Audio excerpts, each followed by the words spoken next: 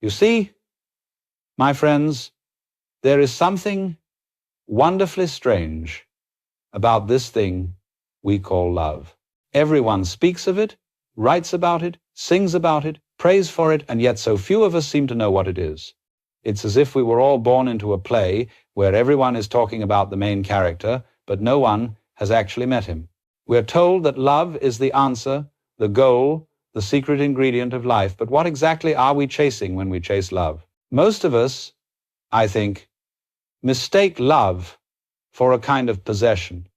We imagine that to love is to own, to keep, to hold on tightly.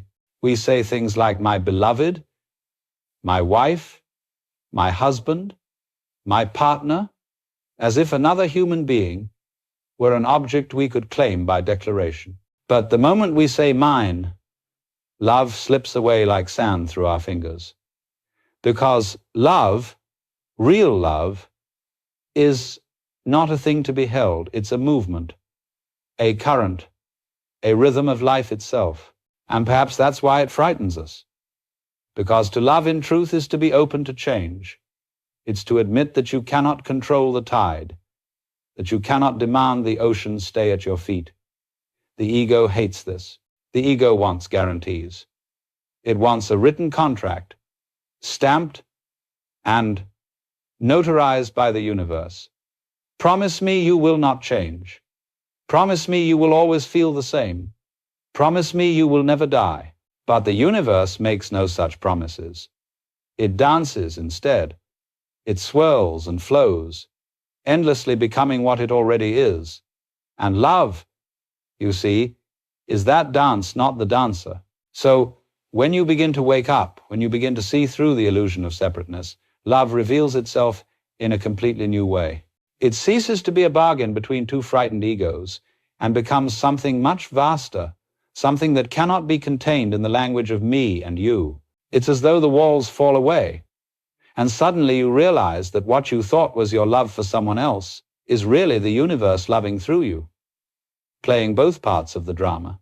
The lover and the beloved are masks worn by the same consciousness, gazing into its own reflection.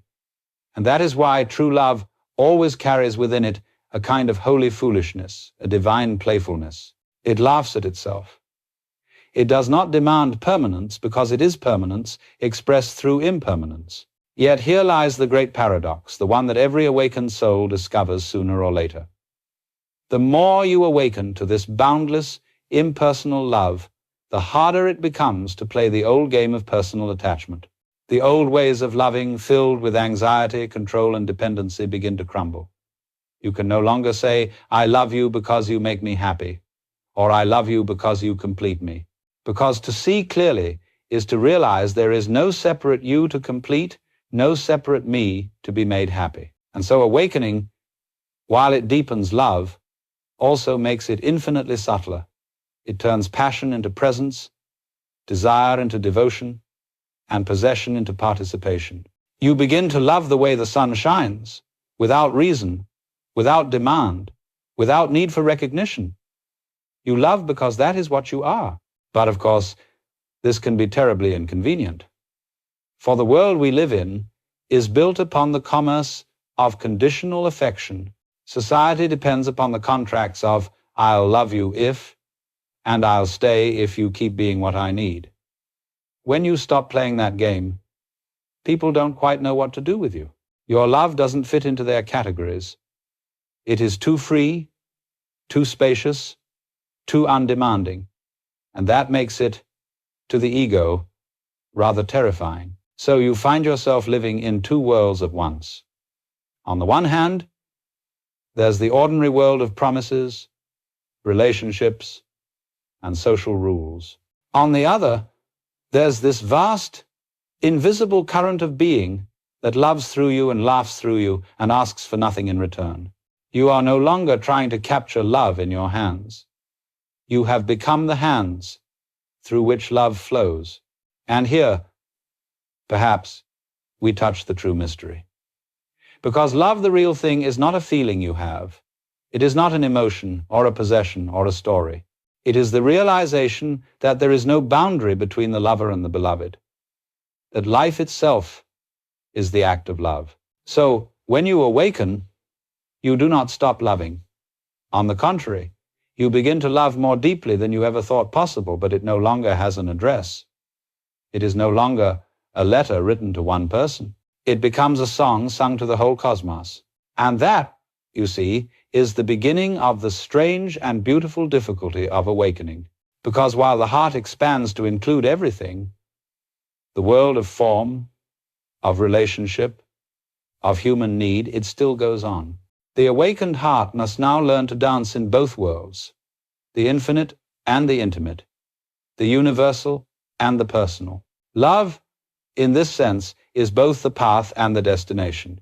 It is the wound and the healing, the question and the answer, the laughter and the tears. And when you finally stop trying to understand it, when you allow yourself to be carried by it, like a leaf in the current, you realize that you never needed to find love at all. You only needed to stop pretending that you weren't it. You see, once you begin to look closely, you discover that most of what we call love is really a kind of elaborate theater, a performance. Two egos meeting on a stage, rehearsing lines they've heard since childhood, each one wearing a costume called personality, each one trying to convince the other, I am the hero you've been waiting for. Now, there's nothing wrong with the play itself. It can be delightful, dramatic, moving, a beautiful show. The problem begins when we forget that it is a show, when we mistake the role for the real, when we believe that the character must live forever, that the story must never end.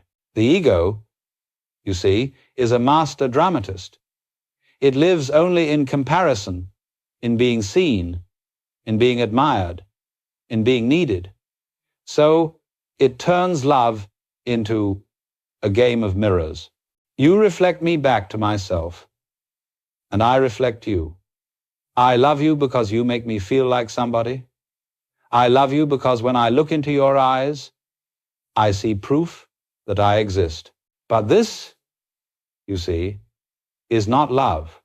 It is self-confirmation disguised as affection. And that is why so many relationships are filled with both passion and anxiety. Because when your sense of self depends on another person's gaze, you can never rest. You are always performing, always adjusting, always asking, do you still see me? And of course, the other is doing precisely the same thing. Two actors, both terrified of forgetting their lines, applauding each other so the play can continue. But life, the real, unscripted life, has a curious way of interrupting this performance. Somewhere along the way, something happens. A silence, a shock, a loss, a moment of overwhelming stillness.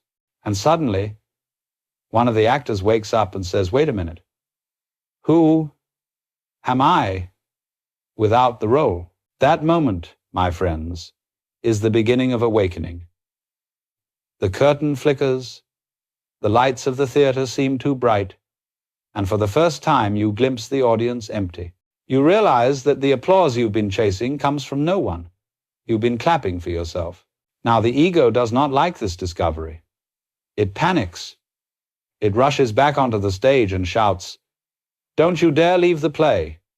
You'll lose everything, your lover, your meaning, your security, and often that fear drives us right back into the game. We promise to play our parts more convincingly next time. But once you've seen through the illusion, you can't quite unsee it. You notice how every I love you carries hidden beneath it a little whisper, please don't stop validating me. You notice how easily tenderness turns to resentment the moment your needs aren't met. How jealousy arises not from love, but from the terror of losing control over the mirror that tells you who you are. You begin to see that what we call heartbreak is not the loss of the other person, it's the collapse of a self-image. The lover leaves, and suddenly the mirror is gone. The ego cries, who am I now? And yet, even in this suffering, there's a secret invitation. Because In the pain of losing the reflection, you are forced to look directly at what has been reflected all along your own being. It's a strange twist, isn't it? The very heartbreak that seems to destroy love becomes the doorway to real love. The love that doesn't depend on being someone or on someone else existing in a particular way. The love that simply is. But the ego, poor thing, doesn't vanish easily. It reappears dressed in spiritual robes, saying, "Ah, now I understand true love. I am the awakened one who loves unconditionally." Yet this too is a performance. The ego's favorite disguise is enlightenment. You can tell when it's happening. There's a faint odor of superiority. I am so detached, it says, I no longer need anyone. But detachment born of fear is not freedom. It's just another costume. So you see, this game of ego and love is not something to condemn. It's part of the play of life, the way consciousness learns about itself by pretending to be two. You and the beloved are simply consciousness peeking at itself from different angles, saying, "How wonderful, I had forgotten I was you." And when you understand this, something beautiful happens. You no longer take the drama so seriously. You can play your part with warmth, with humor, with sincerity, but you don't lose yourself in it.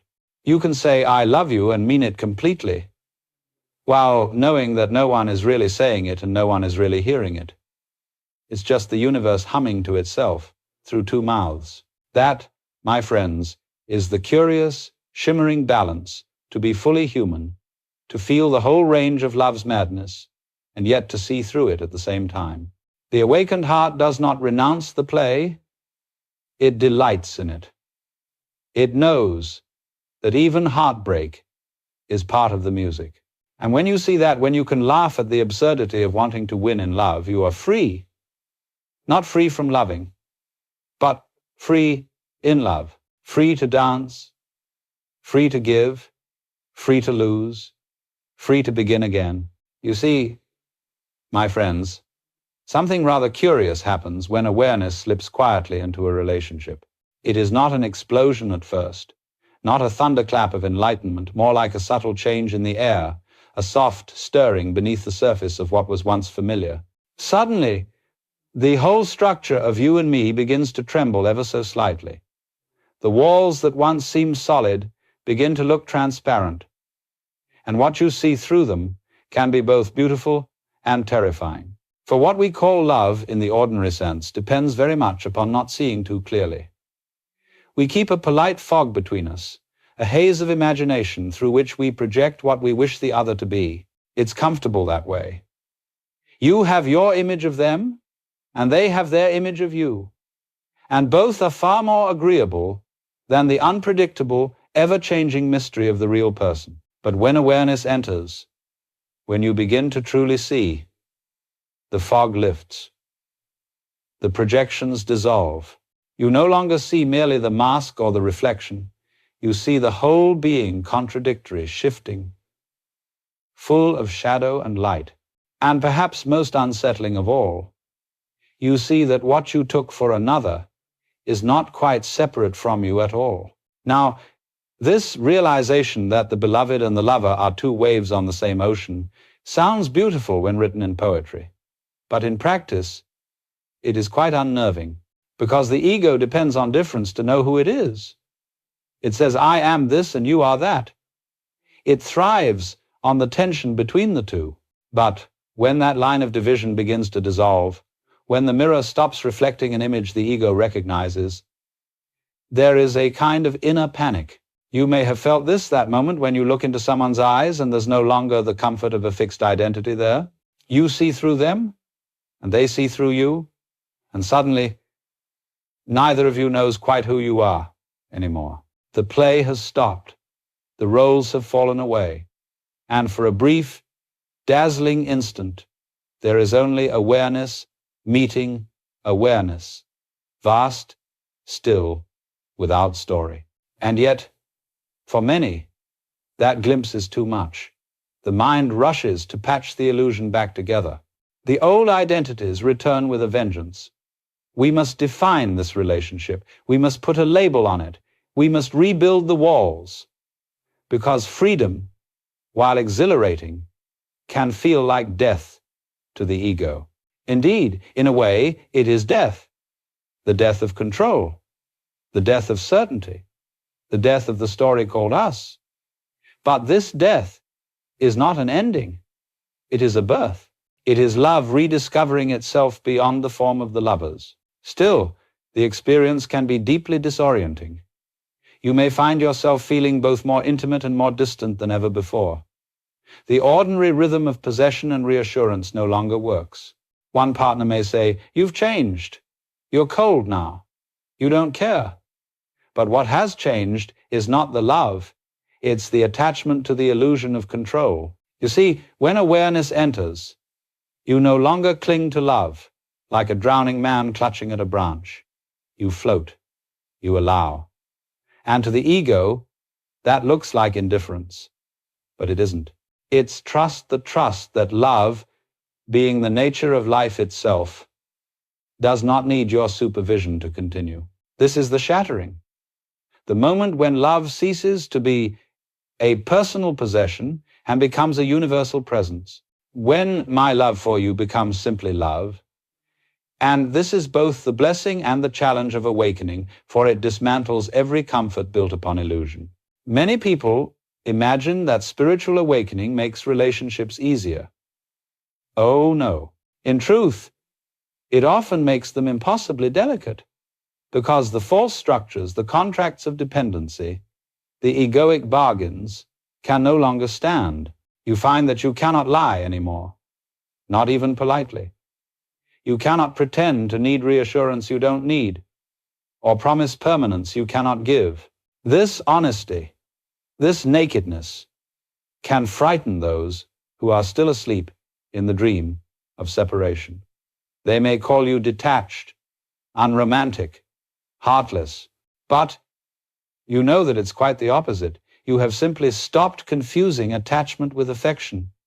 You no longer wish to trap what you love in the cage of mind, and so you live, perhaps for a while, in the strange twilight between the old world and the new, between loving as the ego loves and loving as being itself loves.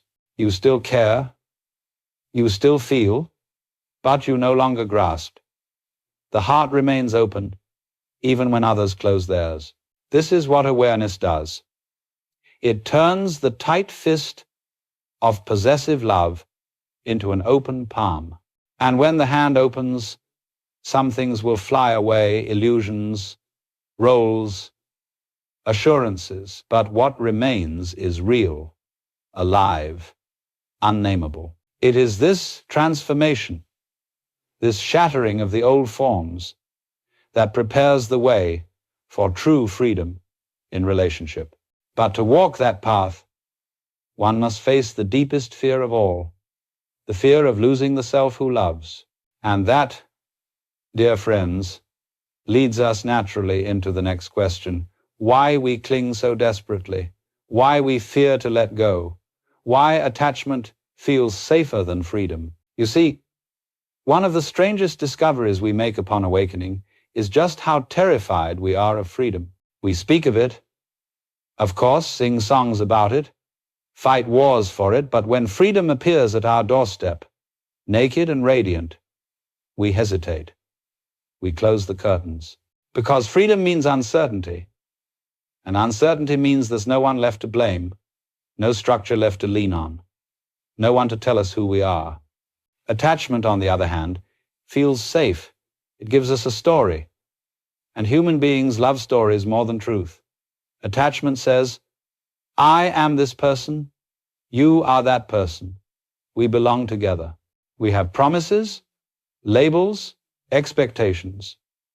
And within that fortress of certainty, we rest not because it's peaceful, but because it's familiar. But love, you see, is not safe. It was never meant to be. It is vast, alive, unpredictable. It has no borders, no property lines, no insurance policy. And so when love appears, the ego rushes to domesticate it, to turn it into something it can manage. I love you, it says, so promise me you will never leave. Promise me you will stay the same. Promise me you will always be mine. In that moment, love ceases to be a living thing and becomes an object, a possession, a photograph.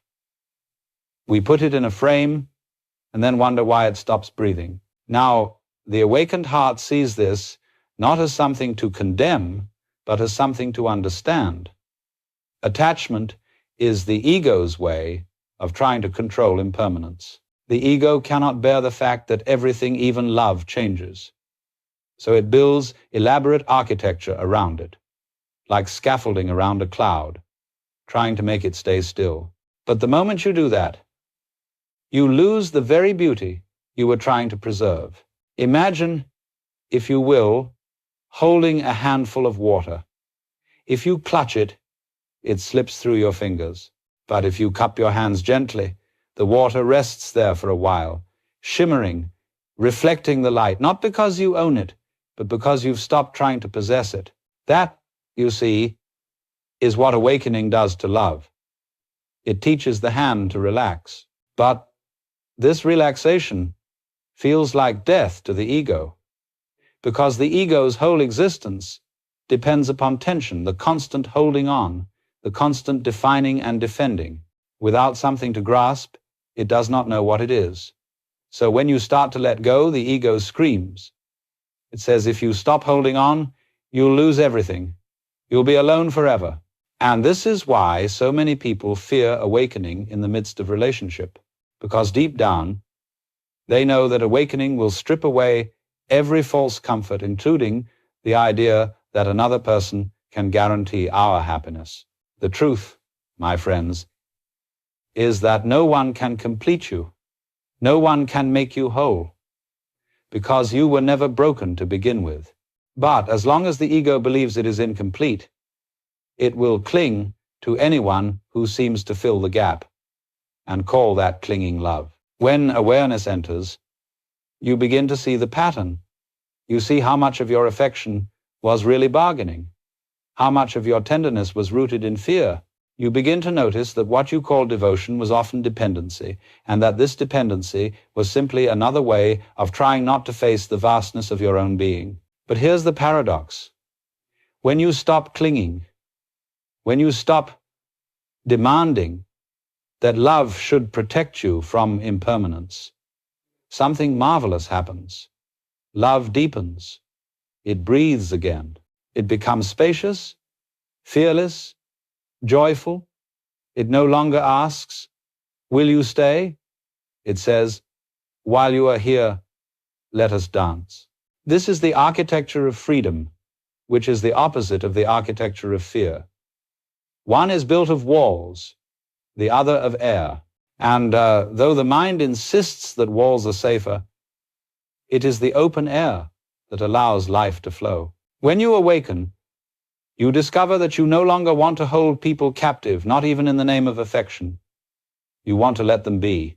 And if they leave, you bow in gratitude for the time you shared. If they stay, you bow in wonder at the mystery that brought you together. In both cases, you remain whole. This is what frightens those still asleep, the idea that you could love without needing, that you could care without controlling, that you could give without the secret hope of return. To them, this looks cold, but it isn't. It is the warmth of the sun shining on all, asking nothing. And so the awakened heart walks gently through the world, no longer seeking guarantees, no longer demanding permanence, but simply trusting the flow of life. Love, it sees, is not something that happens between two people. It is the movement of the universe itself, expressing as relationship, as friendship, as laughter, as grief. To love in this way is to be at peace with loss, because loss is only the form changing, never the essence. It is to say yes to the transience of things, to see that the flower's beauty depends upon its fragility. And when you live like this, loving fully, holding lightly, fear loses its power. For fear, you see, can only live in the future, in the question, what if? But love, real love, lives only now. So do not be afraid to let go. What you release was never truly yours, and what is truly yours was never something you could lose. Now, when you begin to let go of attachment, when you cease trying to control love and instead allow it to flow, something new arises, and at first, it feels like loneliness. A great, spacious quiet fills the heart where all the old noise used to be, the constant drama, the bargaining, the reassuring rituals, gone, and in their place, silence. For a while, you might think something's gone wrong. You might say, have I become cold? Have I lost my ability to love? But what you are experiencing is not absence, it is depth. It is not loneliness, but solitude. And there's a great difference between the two. Loneliness is the ache of the ego, crying for an audience. Solitude is the peace of the soul, realizing it never needed one. When awareness opens, the space between people becomes sacred. You see that no two beings can ever truly merge, because each is a unique expression of the whole, a wave that rises and falls in its own rhythm. And yet, because every wave is made of the same water, there is never any separation. So you live, paradoxically, as both utterly alone and completely connected.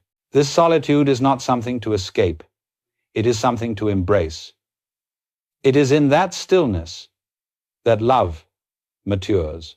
When you no longer demand the other to fill your emptiness, you begin to discover a fullness that has no cause. You begin to love not out of need, but out of overflow. But this, you see, confuses people. The ordinary world cannot quite understand a love that is not desperate. It suspects indifference. You're too calm, they say, too self-contained, too silent.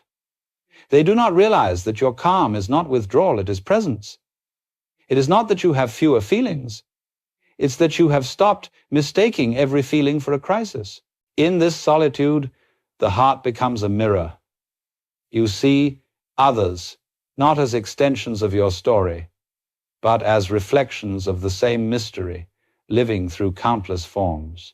You begin to feel tenderness even toward those who hurt you, because you sense that their blindness is your own blindness, remembered.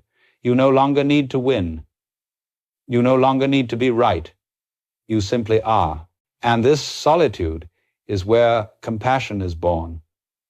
For when you stop needing others to behave a certain way to make you happy, you can finally love them as they are.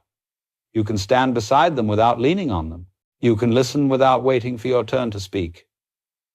You can give without keeping score. It is here, in this sacred aloneness, that you start to sense what love really is, not a bridge built between two strangers, but the space in which both already exist. Love, in its truest sense, is not a connection formed. It is the recognition of a connection that has never been broken. And yet, paradoxically, this realization makes you gentler in the human world. You still enjoy company, affection, laughter, all the beautiful gestures of closeness, but you no longer cling to them as lifelines. You no longer fear their absence, for the stillness within you has become your companion. There's a kind of quiet humor in it. You sit in a room full of people, and you feel completely alone, not in the tragic sense, but in the vast sense. You feel the entire sky within you, and you realize that even when you are speaking to another, it is still the universe speaking to itself through different mouths. So the awakened person learns to cherish solitude as deeply as togetherness. For they are not opposites, they are two sides of the same rhythm. You come together to play, and you part to rest. Just as the waves rise and fall, so relationships approach and recede. The beauty is not in clinging to the crest, but in dancing with the tide. This is the secret, you see, of spiritual companionship, to be with others without losing your aloneness, and to be alone without losing your love for others.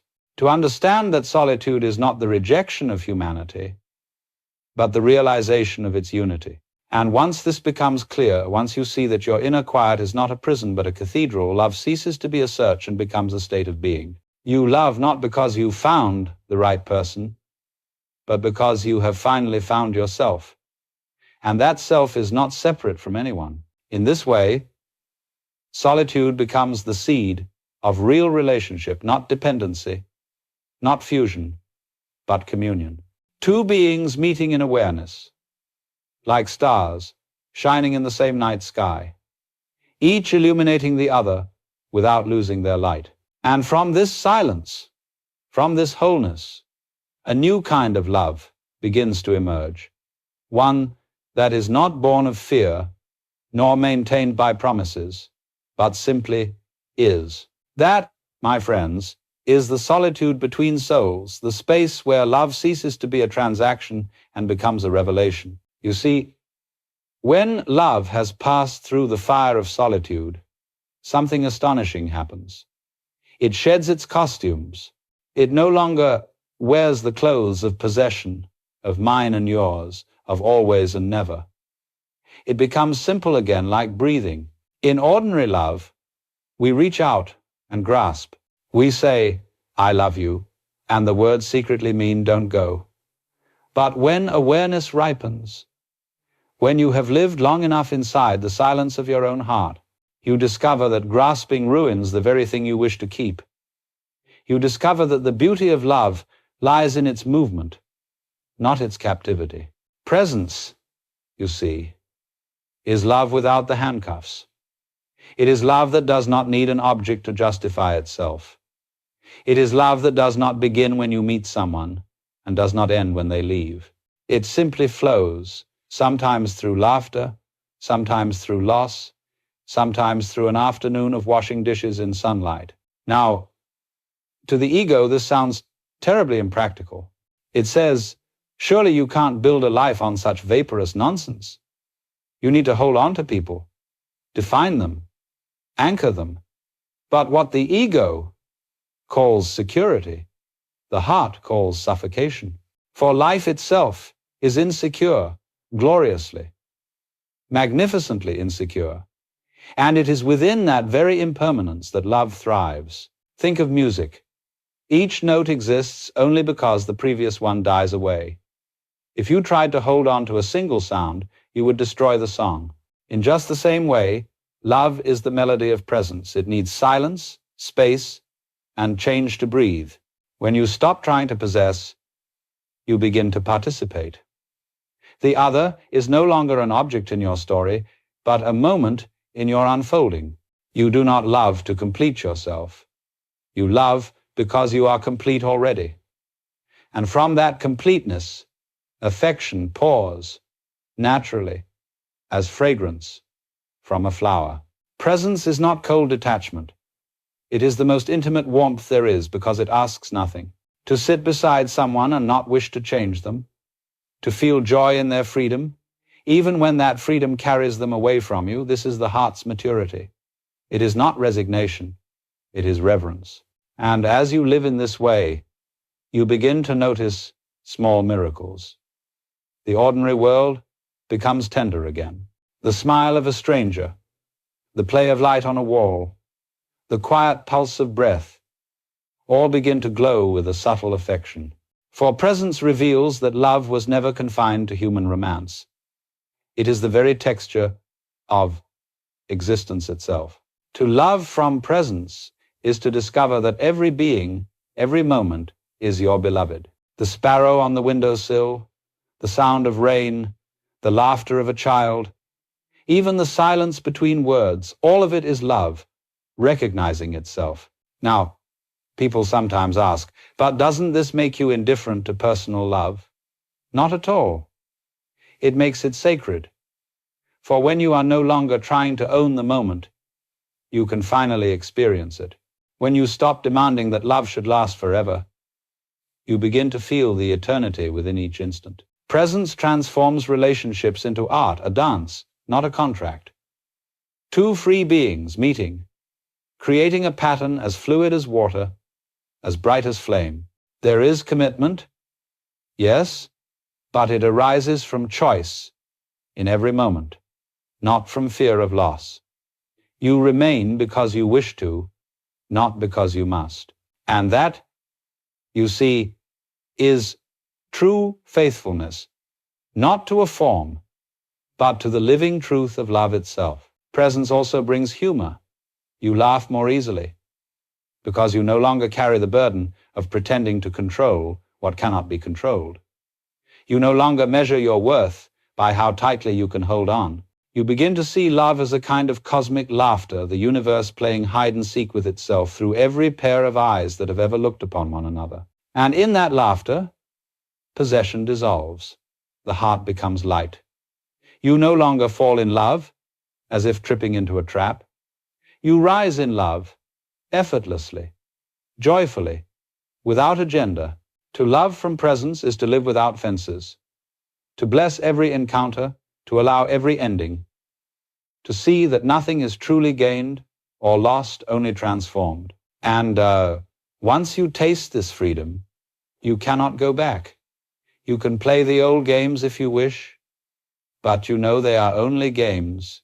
You can say mine and smile, knowing full well that nothing can ever be owned, not a person, not a moment, not even yourself. That smile, that gentle humor at the heart of things, is the sign that love has become presence, the sign that the prison door of possession has quietly swung open and no one bothered to leave, because there was never a wall at all. You see, my friends, after love has become presence, something remarkable begins to unfold. The people you meet, lovers, friends, even strangers, start to appear not as separate beings with their own dramas, but as mirrors in which the universe shows you yourself. Every encounter becomes an opportunity to see what remains unseen within you. Every irritation, every attraction, every moment of tenderness or conflict becomes a reflection of the vast field of consciousness exploring its own depths. When you look into the eyes of another and feel affection, you are not loving an external object. You are recognizing the part of yourself that lives in them, the same spark peering out from a different window. That's why we say, I see myself in you. It's not a metaphor. It's literal. There is only one self, playing hide and seek through countless forms. And when you find yourself angered, or hurt, or jealous, that too is a mirror. The other person hasn't caused your pain. They have merely revealed it. They've held up a looking glass, and what you see in it is the face of your own unexamined mind. Now, at first, this can be disconcerting, because the ego would much rather blame. It says, she betrayed me, or he disappointed me, or they don't understand me. But once awareness ripens, you realize there is no they to blame. There is only life showing you where you still resist it. This is why awakened love is never sentimental. It is fierce in its honesty. It holds up the mirror even when it hurts. But, and this is the grace of it, it does so without judgment. It sees the shadow as part of the dance. When you love someone from presence, you don't love them because they fulfill your ideals. You love them because they reveal your unfinished work. You love them because they show you the corners of your soul you had not yet dared to enter. And what a magnificent gift that is, to be mirrored so clearly that your own defenses crumble. So when conflict arises, when misunderstanding appears, the awakened heart no longer asks, how can I make them change? It asks, what is this showing me about myself? Because you know that the only world you can ever truly transform is the one inside your own perception. And when you begin to meet life this way, even arguments become sacred. You stop trying to win and start trying to see. The other becomes your teacher, sometimes a gentle one, sometimes a harsh one, but always a reflection of the same consciousness that lives behind your own eyes. Of course, the ego doesn't vanish overnight. It still tries to sneak in through the back door. It whispers, "Ah, yes, I see. I am the enlightened one, observing all these poor mirrors." But even that is part of the reflection. You laugh, you see it, you let it go. Because awareness has no enemy, it even welcomes the ego as part of its play. Now, this mirror of the beloved is not limited to people. Life itself is the great mirror. Every circumstance, every joy, every heartbreak is consciousness testing its own reflection. When you fail, it is not punishment, it is feedback. When you succeed, it is not reward, it is resonance. Life keeps showing you who you are until there is no difference between the seer and the seen. And in the deepest sense, the beloved, the person you think you love, is simply the universe whispering, "Look, this is how I appear when I wear that face." When you understand this, gratitude arises spontaneously. You begin to thank even those who hurt you, because you see that their actions, however clumsy, were part of your awakening. You begin to thank the heartbreaks, the disappointments, the endings, for polishing the mirror of your awareness until it gleams. And slowly, love matures from longing to luminosity.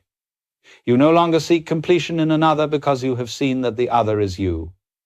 You love them not to escape yourself, but to explore yourself. You hold them not to keep them, but to feel how the universe embraces itself in form. In this way, every relationship becomes meditation, a mirror meditation.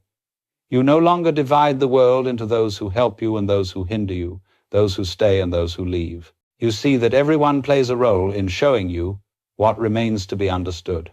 And when this realization settles in the heart, an extraordinary gentleness takes over. You stop trying to fix others. You let them be their own reflection. You stop trying to protect yourself, because what could threaten a mirror? You simply reflect whatever appears, joy, sorrow, beauty, chaos, knowing that all of it is light. The mirror has no preference. It shows both the rose and the thorn with equal clarity. And in that impartial love lies its perfection. So, to meet another being and truly see them not as a projection, not as a fantasy, but as a shimmering reflection of the same awareness, is the greatest act of love there is. You no longer love to get something. You love because everything you meet is your own face. That, my friends, is what I call the mirror of the beloved, the place where love stops being a transaction and becomes a revelation. Ah, yes, the cosmic joke. You see, after all the striving and searching, after all the drama of falling in and out of love, we finally stumble upon the grand punchline. The one we were chasing was never really apart from us. The lover, the beloved, and the love itself were all the same dance, wearing 3 different masks. And when you see that, you can't help but laugh. Because isn't it funny, we spend our whole lives looking for someone to complete us, when all along there was no one missing. We search for the other half of our soul, forgetting that the soul was never divided. The universe simply enjoys the play of pretending to lose itself and then pretending to find itself again. That's what makes the story interesting. Love, you see, is God's favorite disguise. It's the universe dressing up as 2 people just so it can feel the thrill of reunion. When you fall in love, it is life saying to itself, "Oh, how delightful. I had almost forgotten what I looked like from over there."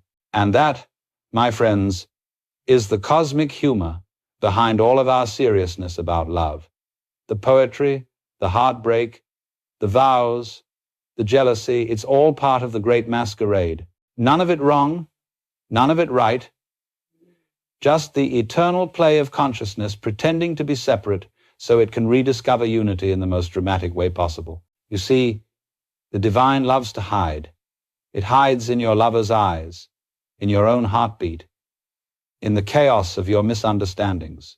It hides so convincingly that we weep and rage and write novels about the pain of losing love.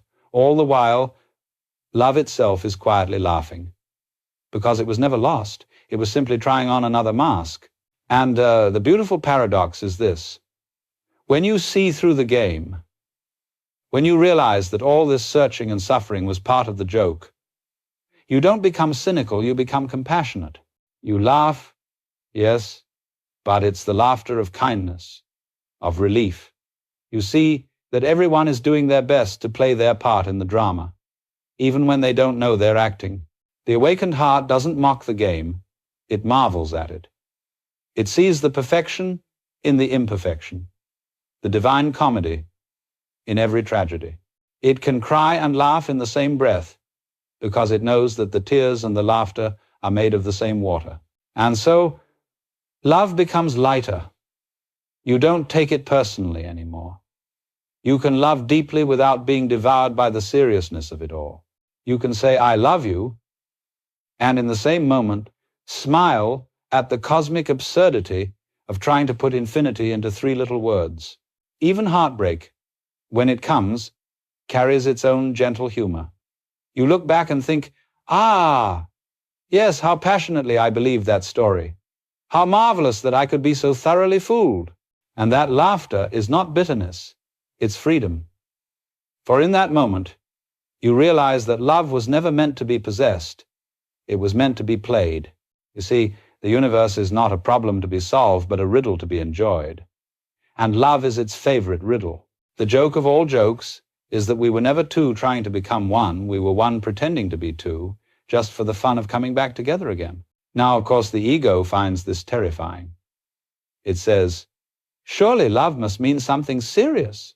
Surely it must last forever. But forever is precisely what it already is. Not in the sense of duration, but in the sense of timelessness. Love doesn't need to last. It is. Once you see that, your love gains a kind of buoyancy. It dances. It laughs.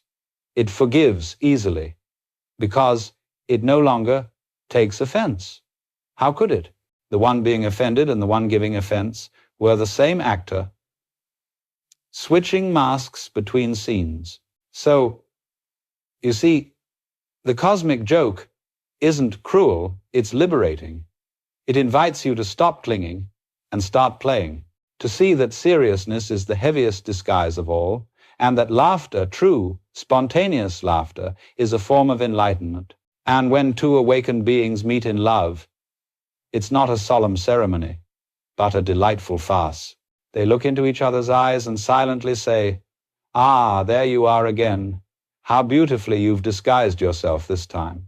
Then they laugh, not because it's meaningless, but because it's also profoundly, gloriously meaningful. That is the paradox of love at the heart of awakening. When you stop trying to make it sacred, you discover that it always was. Now, my friends, after you've laughed at the cosmic joke, after you've seen that love is the universe dancing with itself, the question naturally arises, how do we live it? How do we practice love without losing ourselves in it, without turning it once again into a game of clinging and control? Because it's one thing to glimpse the truth, and another to embody it, especially when life brings you into the company of people who still live inside the story. People who want explanations, promises, assurances. People who say, if you love me, prove it. So, how do you love without falling back into possession?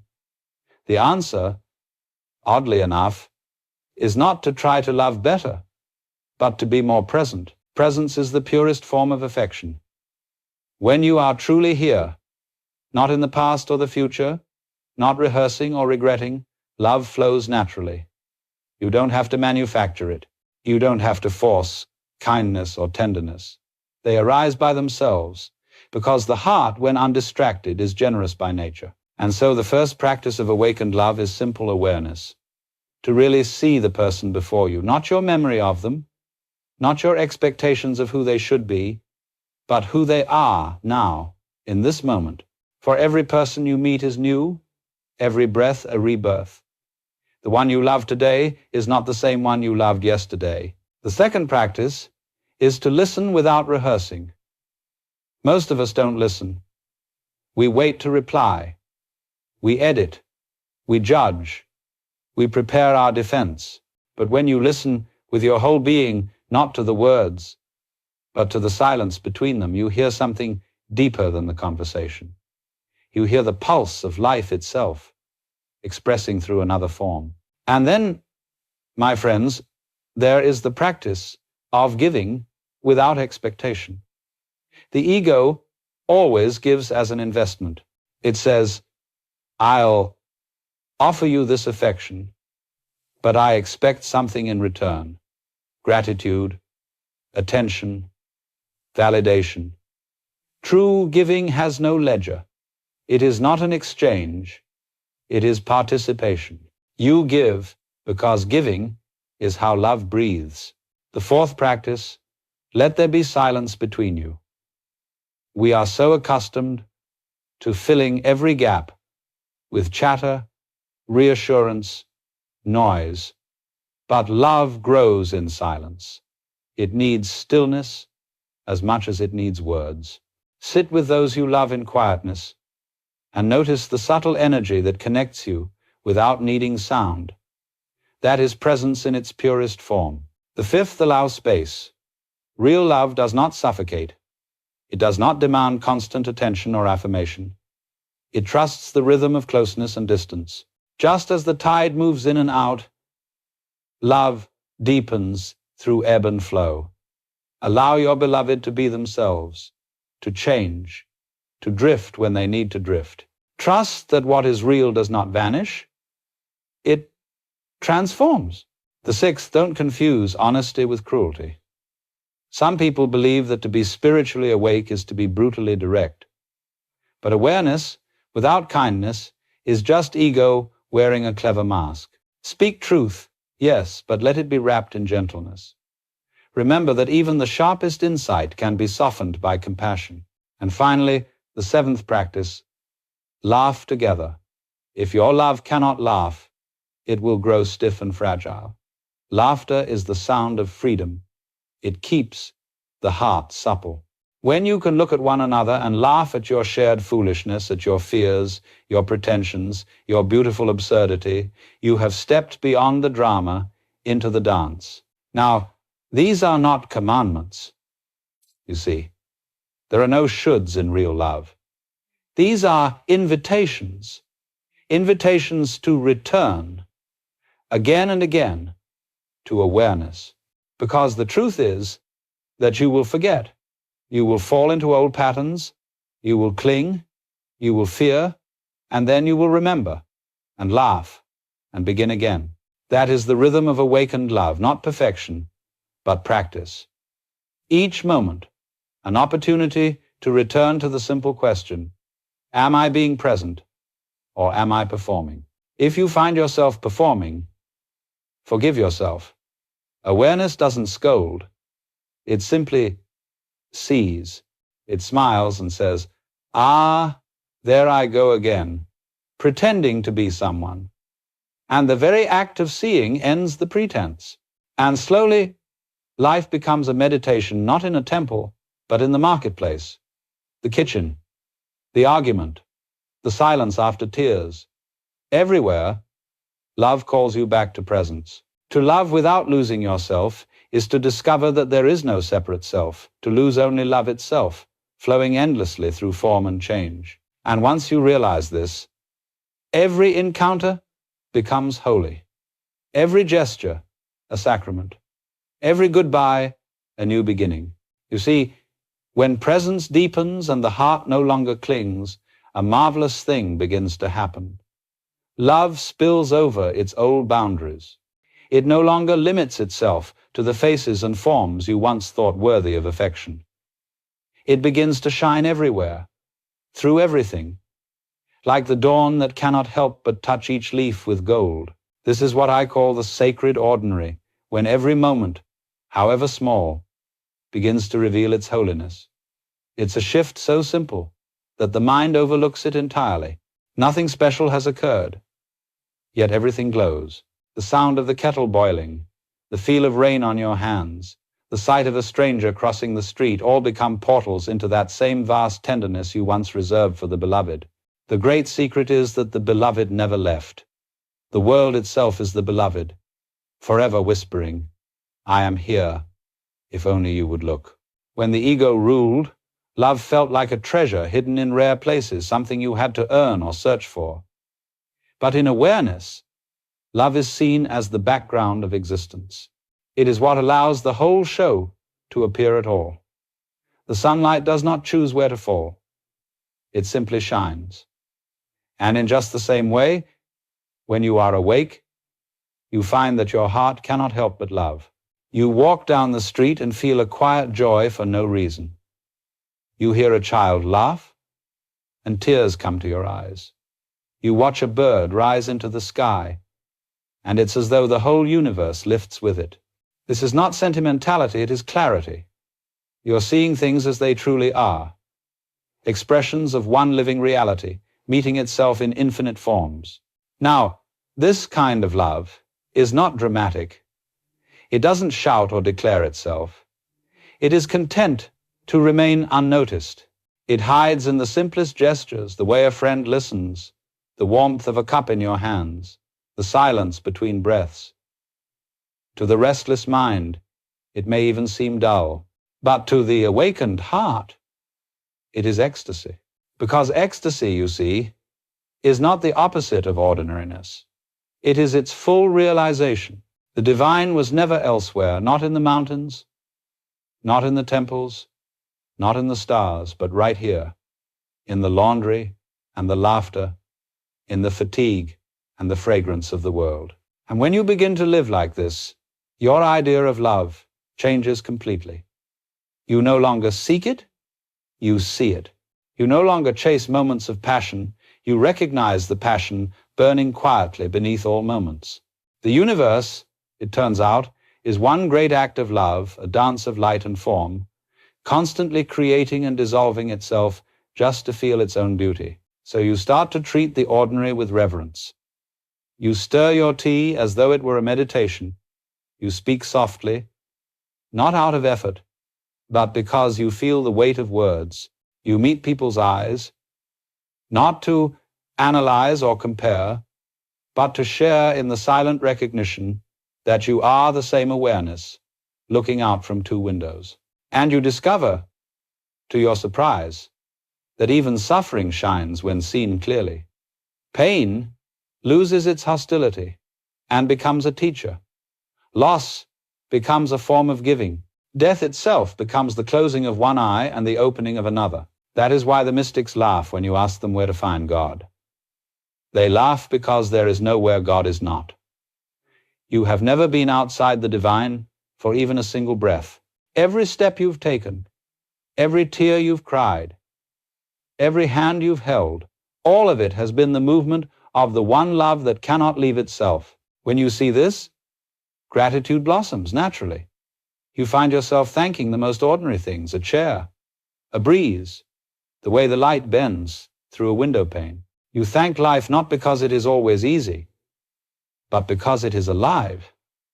And in that gratitude, you discover the quiet joy that has no opposite. To live in this sacred ordinariness is not to withdraw from the world. It is to finally belong to it. It's to recognize that enlightenment is not an escape, but an embrace, an intimacy so vast it includes even your confusion and your doubt.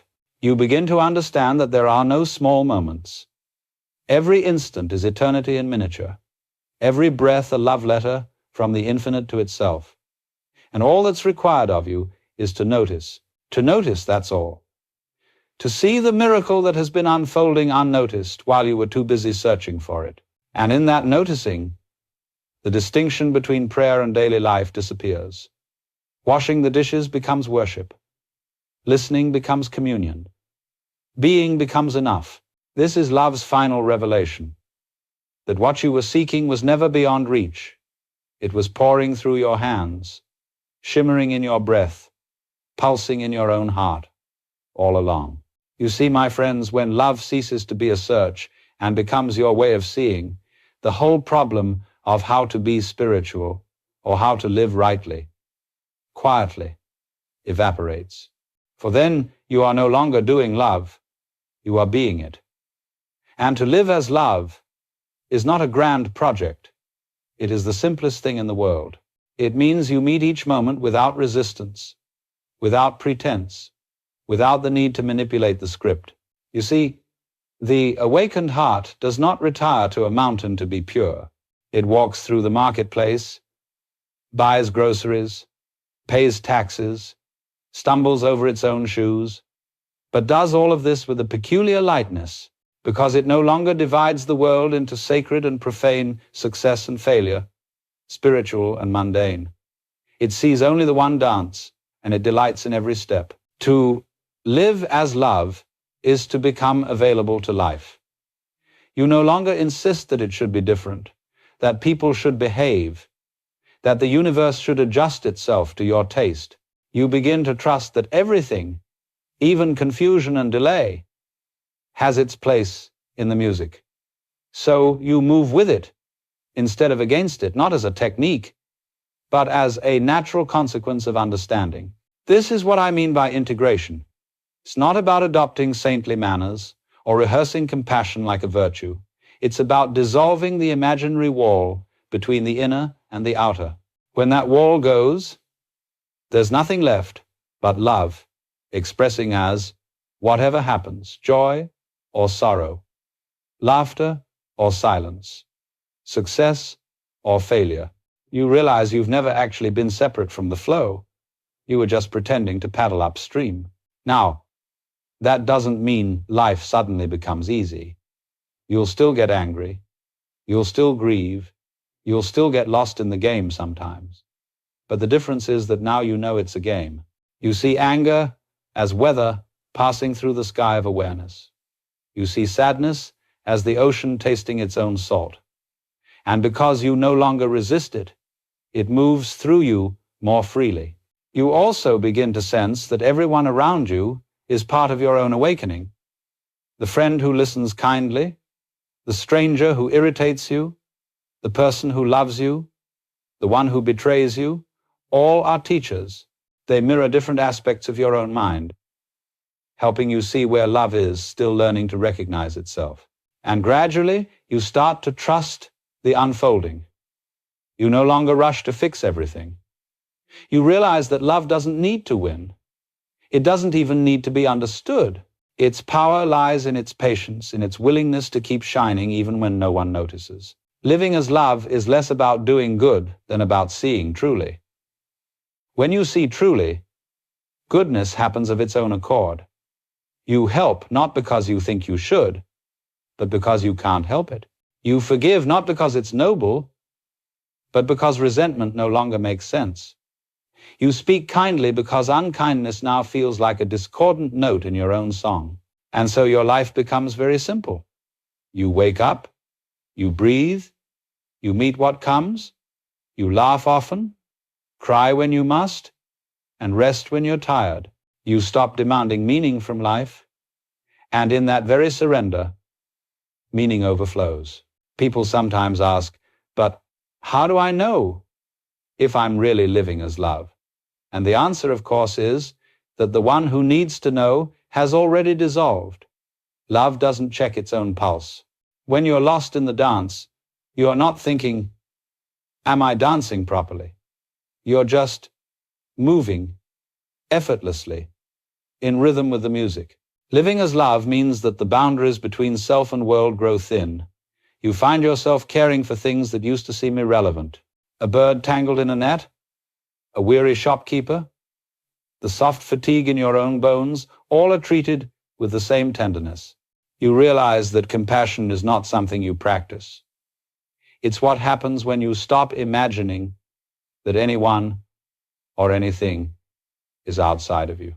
And yes, there will still be moments when the old habits return, moments of fear, of grasping, of judgment.